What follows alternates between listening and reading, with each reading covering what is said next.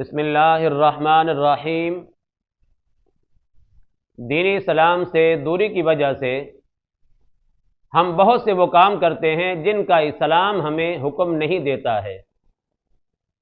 اسی طرح بہت سی باتیں ہم وہ کرتے ہیں جن کا اسلام کے ساتھ کوئی تعلق نہیں ہوتا ہے۔ انہی میں سے ایک بات شیئر کرنا چاہوں گا کہ اگر کسی انسان کا کسی وجہ سے انتقال ہو جائے، ہم اس وجہ کو، اس ریزن کو، اس علت کو اس انسان کی مرنے کی وجہ بنا دیتے ہیں کہ اگر یہ چیز نہ ہوتی تو اس انسان کی موت نہ واقع ہونی تھی۔ مثال کے طور پر اللہ نہ کرے کسی انسان کو دل کا اٹیک ہو جائے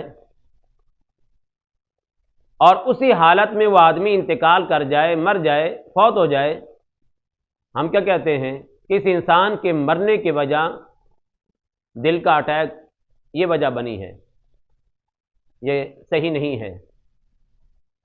اسی طرح اللہ نہ کرے کسی انسان کو ایکسیڈنٹ پیش آ جائے، حادثہ پیش آ جائے، فوت ہو جائے، تو ہم اس حادثے کو اس انسان کی مرنے کی وجہ بنا دیتے ہیں۔ کیا یہ صحیح ہے؟ نہیں۔ اسی طرح کسی انسان کی موت واقع ہو جائے گرنے کی وجہ سے، یا پانی میں ڈوبنے کی وجہ سے، یا کسی اور وجہ سے، جس بھی وجہ سے موت واقع ہو، ہم اس انسان کے مرنے کی وہی وجہ بنا دیتے ہیں، حالانکہ ایسا نہیں ہے۔ تو اصل بات کیا ہے؟ آئیے اللہ کی آخری کتاب سے ہم سوال کرتے ہیں کہ اللہ پاک کے سچے کلام، تو ہمیں بتا انسان کے مرنے کی وجہ کیا ہے؟ تو قرآن سے فوراً جواب آتا ہے۔ سورۃ الاعراف آیت نمبر 34، وَلِكُلِّ أُمَّةٍ أَجَلٌ فَإِذَا جَاءَ أَجَلُهُمْ لَا يَسْتَأْخِرُونَ سَاعَةً وَلَا يَسْتَقْدِمُونَ۔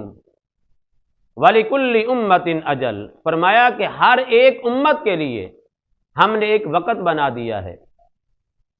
اور تفسیر ساوی کے اندر ہے وَلِكُلِّ أُمَّةٍ أَجَلٌ کے بارے میں، لِكُلِّ فَرْدٍ مِّنْ أَفْرَادِ الْأُمَّةِ وَقْتٌ مُعَيَّنٌ، کہ افراد امت میں سے ہر ایک فرد کے لیے ایک وقت معین ہے، فکس ہے اس انسان کے مرنے کا۔ فَإِذَا جَاءَ أَجَلُهُمْ، جب وقت آ جاتا ہے، لَا يَسْتَأْخِرُونَ سَاعَةً وَلَا يَسْتَقْدِمُونَ، نہ ایک لمحہ آگے ہوتا ہے اور نہ ایک لمحہ پیچھے ہوتا ہے، اسی وقت ہی انسان کو موت واقع ہو جاتی ہے۔ تو انسان کی جو موت واقع ہوتی ہے وہ دل کے اٹیک کی وجہ سے نہیں ہوتی ہے، حادثے کی وجہ سے نہیں ہوتی ہے، گرنے کی وجہ سے نہیں ہوتی ہے، گولی لگنے کی وجہ سے نہیں ہوتی ہے، بلکہ وقت آ جاتا ہے۔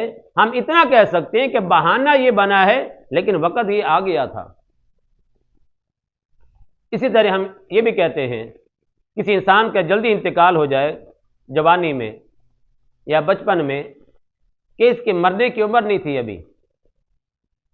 ابھی اس کو مرنا نہیں چاہیے تھا، اس کے بچے چھوٹے سے تھے، ابھی اس کے بچوں کی شادیاں نہیں ہوئی، اس طرح کی ہم باتیں کرتے ہیں، تو یہ باتیں کرنا بھی غلط ہے۔